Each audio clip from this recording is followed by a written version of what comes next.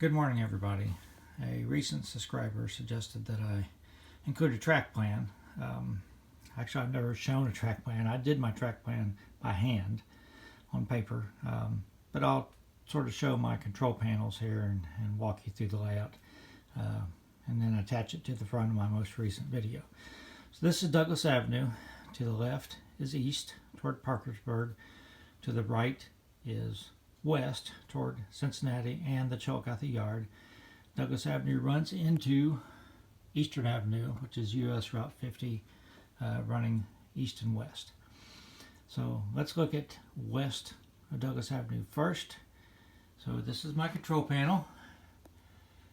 The track is NW Interchange, is the track I just made into the abandoned track. I'm not going to use that anymore because actually the interchange was in the Chillicothe Yard. So I have two industries on the south side, Miller Distribution and ITT Grinnell, which are there and there. They're on the same spur on my layout, but they're not in real life. On the north side of the main lines are the Team Track and General Chemical, and that is the Team Track and General Chemical, which has two car spots.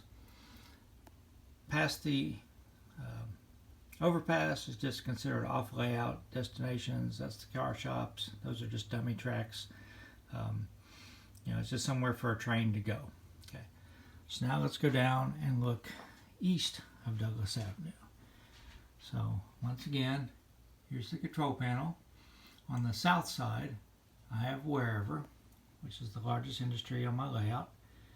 It has three car spots. And then on the north side of the main line is Union Spring, which has two car spots on the back side. So that's the extent of my switching opportunities. There is the ball field and the yard office, and I may go back on my track plan and draw in Douglas Avenue. Maybe that would help people understand it a little bit. Anyhow, I'm just going to tack this onto the front of my video, so let me know if that helps everyone understand. Hi everybody, I'm in Chillicothe, Ohio, and I got the idea that I would actually shoot some video of the areas I modeled, and then I'll show you how I modeled. So this is the ITT Grinnell. Thing you notice is there's three different types of siding on this building, so I'll sort of show you how I tried to do that. I couldn't really model this part of the old office. Of course, this place is out of business now. So I left this off, but basically from there over, I tried to model it fairly accurately. And I've got the domed roof on the old warehouse. If you look across the street, as I walk over here, General Chemical used to be over here where those trees were. Nothing left of it. You can sort of see a little bit of structure in there where the unloading facility was, I think, but not much to show. Coming on around, there's the yard office, and I'll show you some more of it.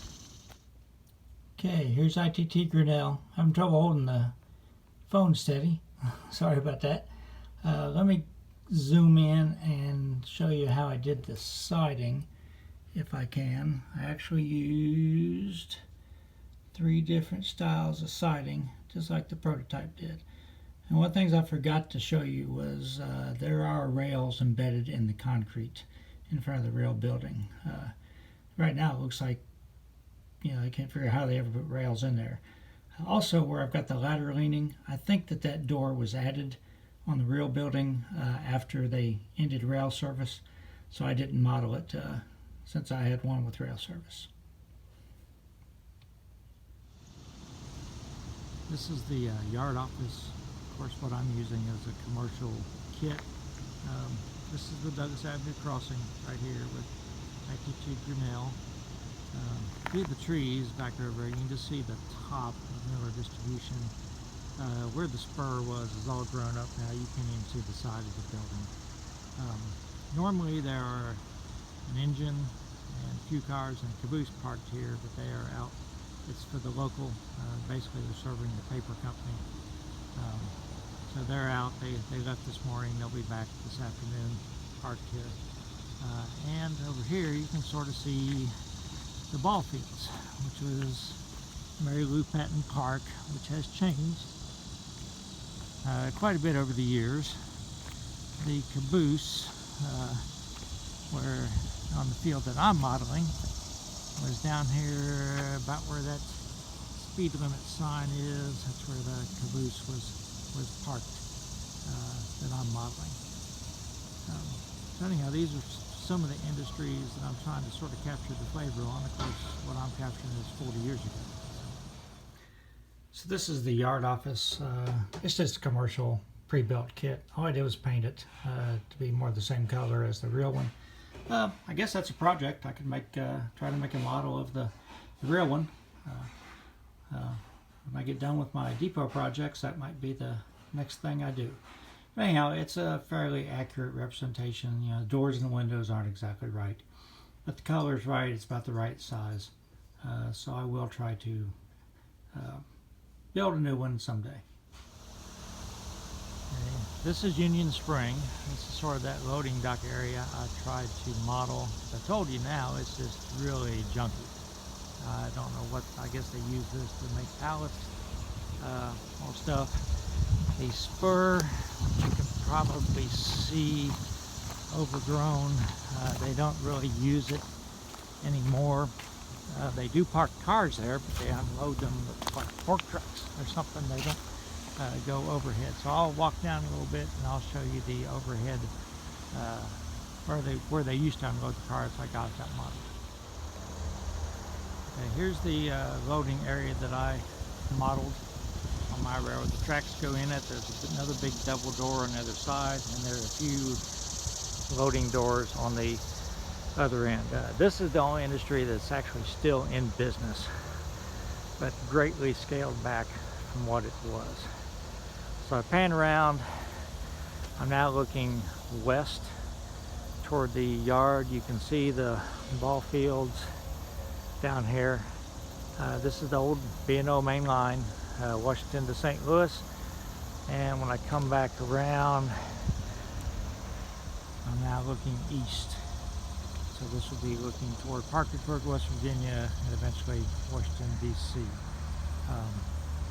So I don't know why those covered hoppers are there, but you know, usually there's nothing on these tracks at all, except for in the evenings when the switcher is parked here.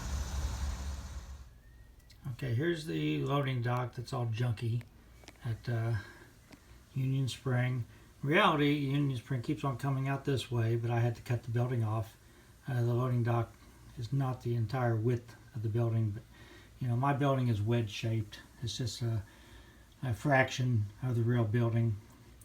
And when I come around over here, you can actually see the opposite end of the loading doors. It's really hard for me to get the camera in there to show the other end.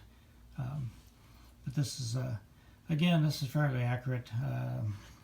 They don't have that Union Spring manufacturing lettered on there anymore. And actually, I found out later that's incorrect. It was actually on the long end of the building, and it said a lot more than that. So, another future project. Here's the water tank at wherever. Again, I did the best I could with it. Probably try to add a few more details to it, but I'd show you what the real one looks like. So here is my wherever tank. Again, this was 2 Shapeways kits. The reason why I did 2 was because I needed to have the tank be a closer shape to the real one. I think I may add a red flashing light on the top of it sometime. The color, I had to mix the color, keep playing with it to get close to the same color. Of course, the one now is a lot rustier than this one is because it hasn't been used in 30 years and hasn't been painted or anything, but it's fairly accurate. So this is wherever office. It's been out business for quite some time. Here's the water tank I showed you in another video. My dad worked here for over 30 years. is Eastern Avenue right here, which I also model on my layout. You can see this is falling apart. It's definitely an abandoned building. This is the office part of my layout. I may take my office building and add these tan panels over the windows. Future project. And finally, my wear for office building. You can tell it's much, much narrower than the real one is. But it had the sort of the shape of the roof. The windows are sort of similar. This is just a bike stuff kit that I've painted. I sort of made that awning. But again, the one on the real building, as you can see in the video, is much bigger than that. So I think it's a good stand-in considering my limited space. And of course, there's no landscaping around the one now. It's just all over ground. You can see that the soffit's fallen off the building. It's pretty abandoned. So yeah, I thought you would enjoy seeing how I tried to at least capture the flavor of some of the prototype buildings on my layout. I didn't talk about General Chemical because I don't really know what General Chemical looked like. And again, I can't get a picture of what Union Spring looks like now. Of course, I just have the original picture that I think I showed you when I redid Miller Distribution, not Union Spring. I showed you the picture of what that looked like and what I was trying to copy. So that's about it for now. Again, post any comments or questions.